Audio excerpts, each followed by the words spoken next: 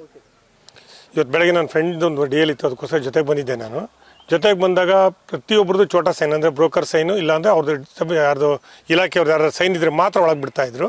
ಅದನ್ನು ಕ್ವಶನ್ ಮಾಡಿದಾಗ ಅವ್ರನ್ನ ಒಳಗೆ ಬರಬೇಡ, ಒಳಗೆ ಅವ್ರಿಗೆ ಮಾಡ್ಕೊಡ್ಲಿಲ್ಲ, ಹೊರಗೆ ಕಳಿಸಿದ್ರು. ನನ್ನ ಫ್ರೆಂಡ್ಸ್ನ ಹೊರಗೆ ಕಳಿಸಿದ್ರು. ನಿಮ್ಮದನ್ನು ಆಮೇಲೆ ನೋಡ್ತೀವಿ, ಈಗ ನೋಡೋಕ್ಕಾಗಲ್ಲ ಅಂತಂದು ಒಂದು 100 ಜನ ಆಗಲೇ ಹೋಗಿದ್ರು. ನಾವು ಅಷ್ಟೊತ್ತಿಗೆ ಒಬ್ಬರು ಪುರಂದರ್ ನಾಯಕನವ್ರೊಬ್ಬರು ಬಂದರು. ಅವ್ರು ಏನೋ RTO ಆಫೀಸರ್ ಇರಬೇಕು, ಅವ್ರು ಬಂದರು. ಅವ್ರಿಗೆ ಕೇಳಿದ್ವಿ ಯಾಕೆ ಈ ಥರ ಮಾಡ್ತಾಯಿದ್ರು. ಅವ್ರು ಒಳಗೆ ಕರ್ಕೊಂಡೋದ್ರು. ಅಲ್ಲಿ ಒಳಗೆ ಕರ್ಕೊಂಡು ಕೈ ಹಿಡಿರಿ ಕಣ್ಣು ಹಿಡಿರಿ ಅಂತ ಎಲ್ಲ ಕೇಳಿದ್ರು. ಇವ್ರೊಬ್ಬರಿಗೆ ಯಾಕೆ ನೀವು ಕೈ ಕಣ್ಣು ಹಿಡಿತೀರಿ, ಅಲ್ಲಿ 100 ಜನ ಹೋದ್ರೆ ಇಲ್ಲಿ ತನಕ ಏನು ಮಾಡಿದೆ, ಹೆಂಗೆ ಕೊಟ್ಟರೆ ಅವರಿಗೆಲ್ಲ, ಯಾವ ಪ್ರೊಸೀಜರ್ ಯಾಕೆ ಲ್ಯಾಪ್ಸ್ ಮಾಡ್ತಾಯಿದ್ದೀರಾ ನೀವು ಅಂತ ನಾನು ಕ್ವಶನ್ ಮಾಡಿದೆ. ಇಮಿಡಿಯೇಟಾಗಿ ಅಲ್ಲಿ ಇದ್ದವ್ರನ್ನೆಲ್ಲ ಒಳಗೆ ಕರ್ಸ್ಕೊಂಡ್ರು. ಒಬ್ಬೊಬ್ರಿಗೆ 15 ನಿಮಿಷ ಸುಮ್ಮನೆ ಫಿಸಿಕಲ್ ಟೆಸ್ಟ್ ಅಂತ ಸ್ಟಾರ್ಟ್ ಮಾಡ್ಕೊಂಡ್ರು. ನಾವು ಇಷ್ಟೊತ್ತು ತನಕ 100 ಜನ ಹೆಂಗೆ ಮಾಡಿಕೊಟ್ರಿ ಅಂತ ಅವ್ರಿಗೆ ಕೇಳಿದ್ವಿ. ಅದಕ್ಕೆ ಅವ್ರ ಹತ್ರ ಆನ್ಸರ್ ಇರಲಿಲ್ಲ ಪುರಂದರ್ ನಾಯಕರ ಹತ್ರ. ಈ ಥರ ಇಲ್ಲಿ ಸೈನ್ ಇದ್ದರೆ, ಬ್ರೋಕರ್ ಸೈನ್ ಇದ್ದರೆ, ಇಲ್ಲ ಆಫೀಸರ್ ಸೈನ್ ಇದ್ದರೆ ಮಾತ್ರ ಒಳಗಡೆ DL ಆಗ್ತಾಯಿದೆ.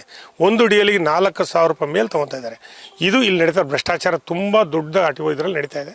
ತಾವು ದಯವಿಟ್ಟು ಸರ್ಕಾರಕ್ಕೆ ಗಮನ ಹರಿಸ್ಬೇಕು. ಇಲ್ಲಿ ನಡೀತಾ ಇರೋಂಥ ಈ ಅನಾಚಾರಗಳು ಸರಿ ಮಾಡಬೇಕು. ಇದು ನನ್ನ ರಿಕ್ವೆಸ್ಟ್ ಕೂಡ. ಮತ್ತು ಇಲ್ಲಿ ಒಂದು ಕೆಟ್ಟ ಕೈ ಅನುವಾಗಿದೆ ಇವತ್ತು ನನ್ನ ಫ್ರೆಂಡ್ಸ್ ಜೊತೆ ನಾನು ಬಂದಾಗ. ಆದ್ದರಿಂದ ನಾನು ಹೇಳೋದಿಷ್ಟೇ, ಇವತ್ತಾಗಿರೋಂಥ ಕೈ ಅನುವು ಮುಂದಿನ ಮರ ಯಾರಿಗೂ ಆಗಬಾರ್ದು ಅನ್ನೋ ಉದ್ದೇಶದಿಂದ ಹೇಳ್ತಾ ಇದ್ದೀನಿ.